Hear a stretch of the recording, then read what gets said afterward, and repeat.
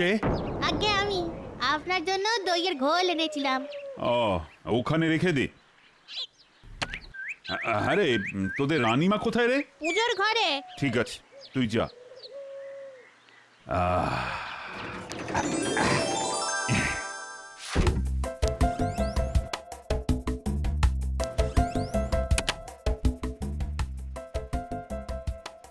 এটা আমার বাবার আমলের। আহা, কি সুন্দরের কারুকাজ, দেখলে যেন চোখ জুড়িয়ে যায়। কদিন বাদে খাম্বাজ রাজ্যে ওই পুরনো জিনিসের প্রদর্শনীতে এটা নিয়ে যাব। সকলে দেখে খুব প্রশংসা করবে। মহারাজ, খাম্বাজ রাজ্য থেকে একজন দূত আপনার সঙ্গে দেখা করতে এসেছেন, বলছেন খুব জরুরি। হ্যাঁ, চলো তো দেখি।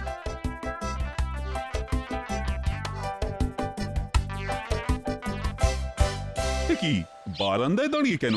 আপনার এই রক্ষী আমাকে অতিথিশালায় নিয়ে যেতে চেয়েছিল, কিন্তু আমার হাতে যে একেবারে সময় নেই মহারাজ, অনেক জায়গায় যেতে হবে তো। ও, তা কি বলতে এসেছো শুনি? আগে আমাদের রাজ্যে যে পুরনো জিনিসের প্রদর্শনী হবার কথা ছিল, সেটা এই মুহূর্তে হচ্ছে না মহারাজ। তাই দুঃখ জানিয়ে আমাদের মহারাজ আপনাকে এই পত্র পাঠিয়েছেন।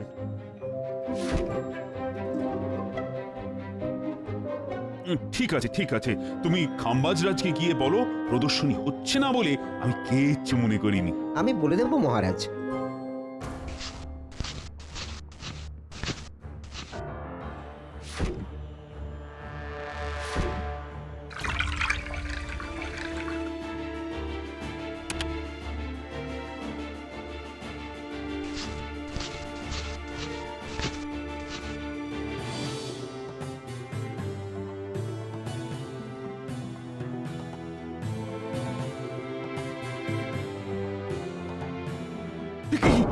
সোনার হাতিটা কোথায় গেল?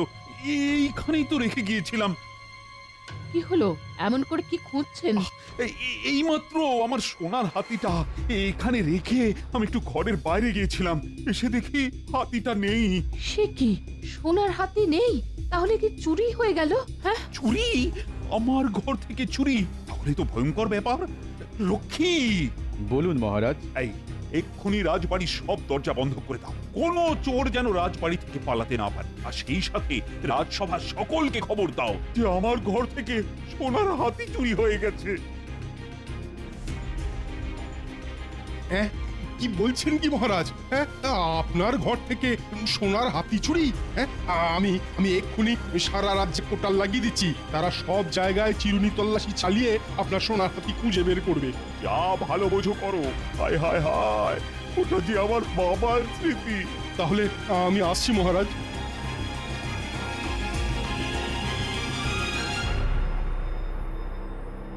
আগে মহারাজ, আমার গণনা বলছে এরপর কৃষ্ণনগর থেকে আরো কিছু মূল্যবান জিনিস চুরি যাবে। তাহলে তো একটা যজ্ঞের আয়োজন করতে হয়। আচ্ছা মহারাজ, সোনার হাতিটা এই টেবিলেই রেখেছিলেন? আচ্ছা, টেবিলে একটা গেলাসও রাখা আছে দেখছি। গেলাসের তলানিতে খানিকটা ঘোল পড়ে আছে। মহারাজ, ঘোলটা কখন খেয়েছিলেন? হ্যাঁ, দাসী ঘোল দিয়ে গিয়েছিল বটে, কিন্তু আমি তো না খেয়ে ঘরের বাইরে চলে গিয়েছিলাম। আপনি খাননি? তাহলে খেলো কে?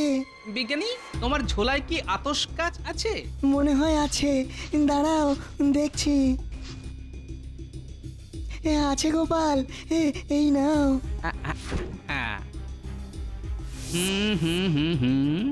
আতশ কাছে দু রকমের আঙুলের ছাপ ধরা পড়েছে। মানে গেলাসের গায়ে দুটো মানুষের আঙুলের ছাপ। একটা আঙুল বেশ সরু, মানে এটা হলো দাসীর আঙুল। আর একটা আঙুল বেশ মোটা, মানে এটা কোনো পুরুষ মানুষের। বিজ্ঞানী, তুমি একবার দেখো তো। ঠিক বলেছ গোপাল, একটা মহিলা আর একটা পুরুষ মানুষের আঙ্গুলের ছাপ। আমার অনুমান যদি মিথ্যে না হয়, তাহলে যে সোনার হাতি চুরি করেছে সেই ঘোল খেয়ে পালিয়ে গেছে। কি সাহস! আমার ঘরে ঢুকে সোনার হাতি চুরি করে আমারই ঘোল খেয়ে পালিয়ে গেল। এই গোপাল, গোপাল, এই দুঃসাহসিক চোরটাকে কিন্তু ধরতেই হবে। আমি চেষ্টা করব মহারাজ। এসব কি শুনছি মহারাজ? আপনার ঘর থেকে নাকি সোনার হাতি চুরি হয়ে গেছে? কি সর্বনাশ! এ তো বাঘের ঘরে ঘোগের বাসা। মহারাজ, যা শুনলাম দাসী নাকি আপনার ঘরে ঘোল দিতে এসেছিল। হ্যাঁ, তাহলে ওকে ধরে কারাগারে পাঠিয়ে দিন। পিঠে দুঘা পড়লেই হড়হড় করে পেটের সব কথা বেরিয়ে আসবে। ঠিকই বলেছেন মন্ত্রী মশাই, আমি সব সময় ঠিক কথাই বলি গোপাল। কিন্তু তা সত্ত্বেও দাসীকে তো এখনই কারাগারে পাঠানো যাচ্ছে না। কেন কেন দাসীকে কারাগারে পাঠানো যাচ্ছে না কেন? কারণ মহারাজের ঘোলের গ্লাসে একজন পুরুষ মানুষের আঙুলের ছাপ পাওয়া গেছে। সর্বনাশ! তাহলে দাসীর সঙ্গে নিশ্চয় কোনো পুরুষ সঙ্গী ছিল। মনে হয় দুজনে মিলেই চুরিটা করেছে। তাহলে তো সব থেকে আগে ওই পুরুষ চোরটাকেই ধরতে হয়, কারণ আমাদের রাজ্যের নিয়ম অনুযায়ী শুধু সন্দেহের বশে কোনো মহিলার পিঠে দুঘা দেওয়া যায় না। গোপাল একেবারে ঠিক কথাই বলেছে। কিন্তু ওই পুরুষ চোরটাকে ধরবো কি করে? খুব সোজা, মহারাজের ঘর থেকে যখন চুরি গেছে তখন মনে হয় এ বেটা চেনা চোর এবং রাজবাড়ির সুলুক সন্ধান সে জানে। মহারাজ এক্ষুনি এ রাজ্যের সব কটা চোর আর পাকা বদমাশদের ধরে আনার অনুমতি দিন। ধরে এনে কি করতে চাও বলো তো? প্রথমে কালো কালি দিয়ে প্রত্যেকের আঙুলের ছাপ নেব, তারপর এই গ্লাসের ছাপের সাথে মিলিয়ে দেখব, যার আঙুলের ছাপের সঙ্গে গ্লাসের আঙুলের ছাপ মিলে যাবে সেই চোর বলে প্রমাণিত হবে। সর্বনাশ! বেটা চুরি করলি ঠিক আছে, কিন্তু ঘোলটা খেতে গেলি কেন? এখন তো গোপাল সকলকে ঘোল খাইয়ে ছেড়ে দেবে। ঠিক আছে, দেখো চেষ্টা করে। তবে আমার মনে হয় এত সব না করে ওই দাসীকেই জেরা করা সব থেকে ভালো হতো। হবে হবে, সব হবে। এত ব্যস্ত হচ্ছেন কেন মন্ত্রী মশাই? এই তো সবে সন্ধে, পুরো রাত তো অনেক দূর।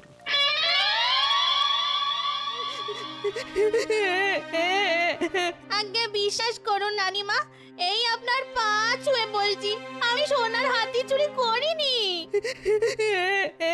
চুরি না করলে কাঁদছিস কেন?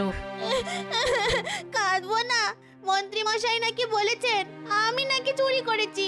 এটা আমার নামে কত বড় অপবাদ বলুন। এতদিন আপনাদের বাড়ি কাজ করছি, কেউ বলতে পারবে না একটা খুদ আমি না বলে নিয়েছি। ঠিক আছে ঠিক আছে, কান্না বন্ধ করে চোখ মুচ। গোপাল সব দিক দেখছে, দেখবি আসল চোরকে ও ঠিক খুঁজে বের করবে। ঠিক, এখন যা, নিজের কাজে যা। কি কাণ্ড বলতো রানী! হ্যাঁ, আমার একটু অসতর্কতার জন্য আমার বাবার স্মৃতি এমন ভাবে চুরি হয়ে গেল। আর আপনি কি করবেন বলুন? তবে চোরের সাহসের কথা ভেবে আমি অবাক হয়ে যাচ্ছি। রাজার ঘরে ঢুকে চুরি করা! ও, এটাই তো আমার কাছে সব থেকে বেশি লজ্জার ব্যাপার। এরপর তো প্রচার বলতে শুরু করবে যে রাজা নিজের জিনিসই নিরাপদে রাখতে পারে না, সে আবার রাজ্যের মানুষের নিরাপত্তা দেবে কি করে? আপনি তো ভাববেন না তো, দেখবেন চোর ঠিক ধরা পড়বে। আচ্ছা রকি দাদা, এ কি ফ্যাশনে ফেললি বলো তো? আমি যে চুরি ছেড়ে দিয়েছি সে তো গোপাল দাদা আর মহারাজ সকলেই জানেন, তবুও আমাকে নিয়ে যাচ্ছ কেন? কেন নিয়ে যাচ্ছি? ওই যে কথায় আছে না, কয়লা যায় না ধুলে আর স্বভাব যায় না মোলে, তাই তোকে নিয়ে যাচ্ছি। কিন্তু আমি কেন? আমি তো কেলে পচার মতো পাকা চোর নই। হ্যাঁ, আমাদের দায় পড়েছে। মহারাজের ঘর থেকে চুরি করতে আমাদের দায় পড়েছে। এসব কথা না হয় মহারাজকে গিয়ে বলিস। এখন কথা না বাড়িয়ে চুপচাপ আমাদের সঙ্গে চল। নিয়ে তো যাচ্ছে, মোটকু গোপাল আবার যেন ফাঁসিয়ে না দেয়। বেটা যা পাজি।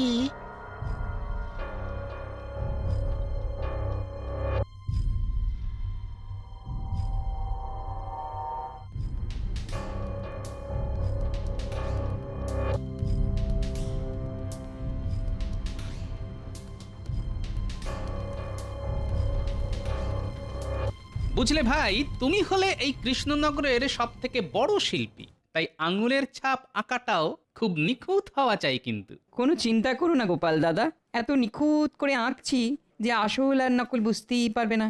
আচ্ছা, এই ছবি টবি আঁকাবার মানে কি? বুঝতে পারলেন না? হাওয়া লেগে খানিক বাদেই গ্লাসের ছাপ মিলিয়ে যাবে, কিন্তু কাগজের আঁকা তো আর মিলিয়ে যাবে না। ব্যাটা টেকোটা সারা টাক জুড়ে যেন পাকা গোয়েন্দার বুদ্ধি। ব্যাটা ব্যাটা কবে যে মরবে কে জানে। আমার কাজ হয়ে গেছে গোপাল দাদা, আমি তাহলে এবার যাই। হ্যাঁ হ্যাঁ, তুমি এখন আসতে পারো। আর চোর ধরা পড়লেই তোমার পারিশ্রমিক তুমি পেয়ে যাবে। ঠিক আছে গোপাল দাদা। একে সোনার হাতি চুরি হয়ে মহারাজের কত বড় ক্ষতি হলো, তারপর শিল্পীকে পারিশ্রমিক দিতে হবে। গোপাল শুধু মুধু ক্ষতির ওপর খরচা বাড়াচ্ছে। এর থেকে অনেক সোজা ছিল দাসীকে ডেকে দুঘা দেওয়া। তাই নাকি? কিন্তু ওই যে তোমার এই এক ব্যারাম, সব সময় ঘুরিয়ে নাক দেখা। ঘুরিয়ে নাক দেখা? এটা একেবারে ঠিক কথা বলেছেন মন্ত্রী মশাই। তবে ঘুরিয়ে নাক দেখলে কি হয় বলুন তো? নাকের আগে হাতের মধ্যে কান চলে আসে, আর কান টানলেই মাথা। তুমি কি বলতে চাইছো বলো তো? হ্যাঁ, আমি সামান্য মানুষ, তাই আমি আর কি বলবো বলুন? তাই সময় আর প্রমাণই শেষ কথা বলবে।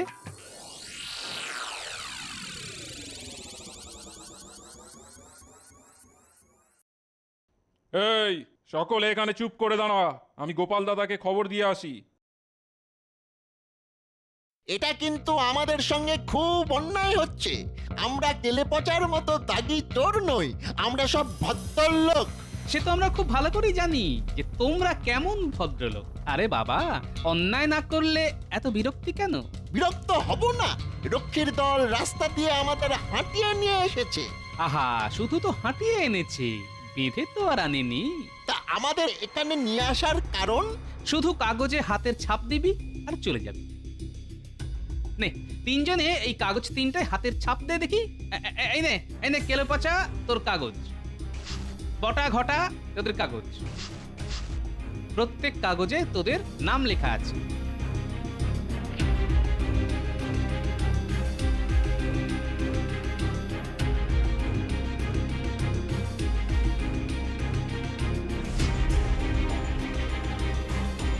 বাহ বাহ বাহ, খুব ভালো হয়েছে।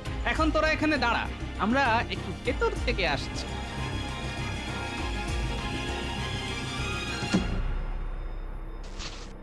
না, এটার সাথে কোনো মিল নেই।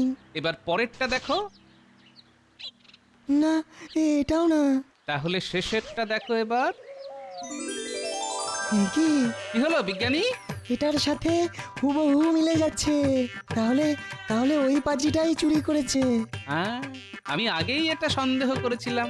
তাহলে আর দেরি করছো কেন? এক্ষুনি রক্ষীদের দিয়ে বদমাসটাকে কারাগারে পুরে দাও। দাঁড়াও দাঁড়াও বিজ্ঞানী, ওটা তো চুনোপুটি। আমি ওর অন্তরালের বটগাছটাকে ধরতে চাই, তাই এখন ওকে ছেড়ে দেব। মানে? মানে মানে আছে বই কি বিজ্ঞানী, এই তো খেলা শুরু। চলো এখন বাইরে যাই।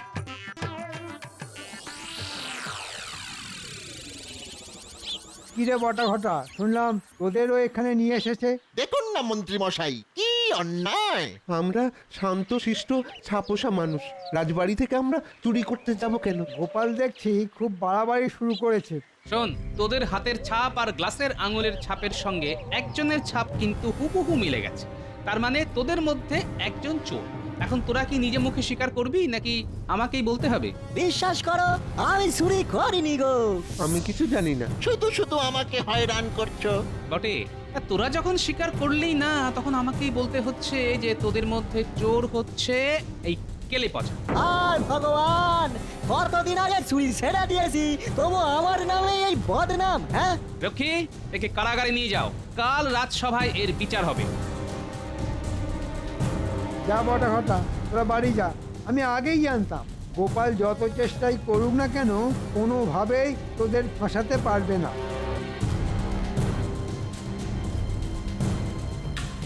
এটা তুমি কি করলে গোপাল?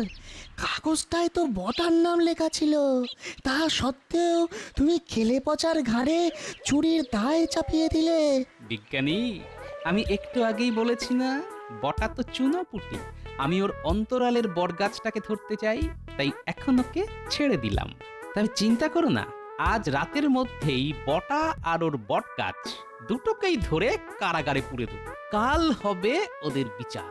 শুধু নির্দোষ কেলে পচাকে একদিন কারাগারে কাটাতে হবে, এটাই যা দুঃখের।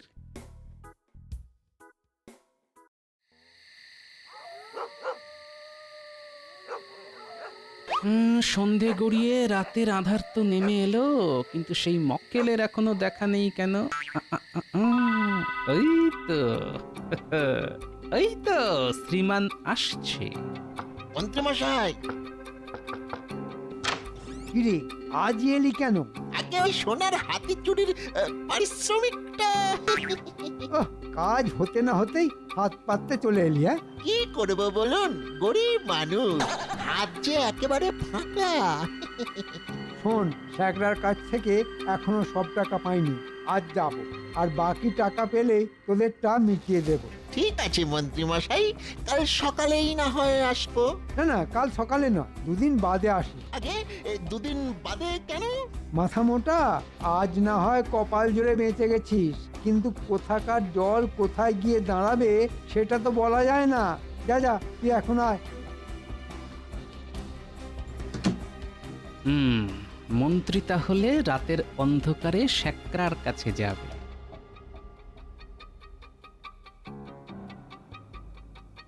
যাই, আমিও মহারাজের কাছে গিয়ে কজন রক্ষী নিয়ে শ্যাকরার দোকানে যাই।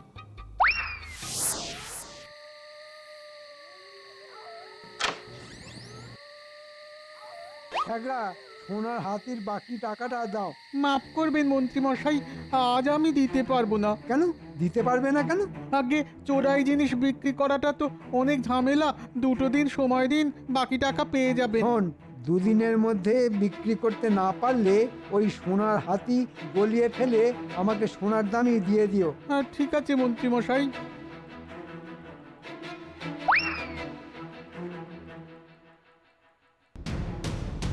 মন্ত্রী মশাই, আপনাকে গ্রেপ্তার করা হলো। কোন অপরাধে?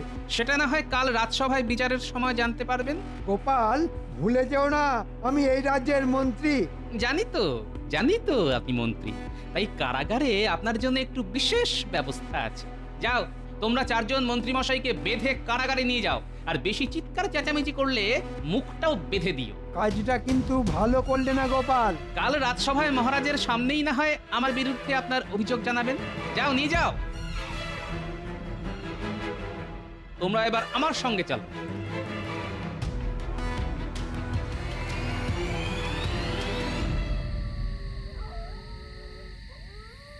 অনেক রাত হলো, দোকান বন্ধ করে এবারে বাড়ি যাই। তার আগে চলো শ্রীঘরে। মানে? সোনার হাতি চুরি করার দায়ে তোমায় গ্রেফতার করা হলো। বিশ্বাস করো গোপাল, বিশ্বাস করো, সোনার হাতি আমি চুরি করিনি। মন্ত্রী মশাই ওটা আমার কাছে বিক্রি করার জন্য রেখে গেছে গোপাল। বিশ্বাস করো, এতে আমার কোনো দোষ নেই। আমি চুরি করিনি গোপাল, আমি চুরি করিনি। চুরি না করলেও চোরাই জিনিস তো নিজের দোকানে রেখেছো, সেই অপরাধেই তোমায় গ্রেফতার করা হলো। তবে তার আগে ভালোই ওই সোনার হাতি বের করে দিলে শাস্তি কিছু কম হবে। দিচ্ছি, এক্ষুনি দিয়ে দিচ্ছি।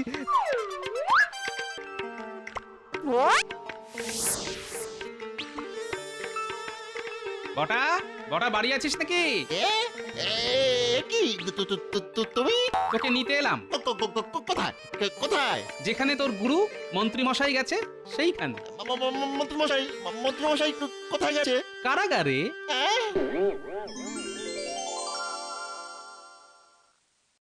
এই নিন মহারাজ, আপনার চুরি হয়ে যাওয়া সোনার হাতি। আমার সেই সোনার হাতি উদ্ধার করতে পেরেছো তাহলে? গোপাল, তোমায় যে কি বলে বাহবা দেব। তা কি চুরি করেছিল? এক্ষুনি দেখতে পাবেন। প্রহরী, বন্দীদের নিয়ে এসো। কি তাহলে কি এরা সকলে মিলে চুরি করেছিল? আসল চোরকে ধরার জন্য কেলেপচাকে ধরা হয়েছিল, কিন্তু কেলেপচা চোর নয় মহারাজ। জানতাম আমার মাথার ওপরই ভগবান আছেন। তাহলে আসল চোরটাকে? চুরি করেছিল বটা, কিন্তু তার পেছনে বড় মাথা হচ্ছে মন্ত্রী মশাই। মিথ্যে কথা মহারাজ, আমাকে হেয় করার জন্য এটা গোপালের ষড়যন্ত্র। তাই নাকি ষড়যন্ত্রী মশাই? তাহলে শ্যাকরাকে ডাকি। প্রহরী, শ্যাকরাকে নিয়ে এসো তো।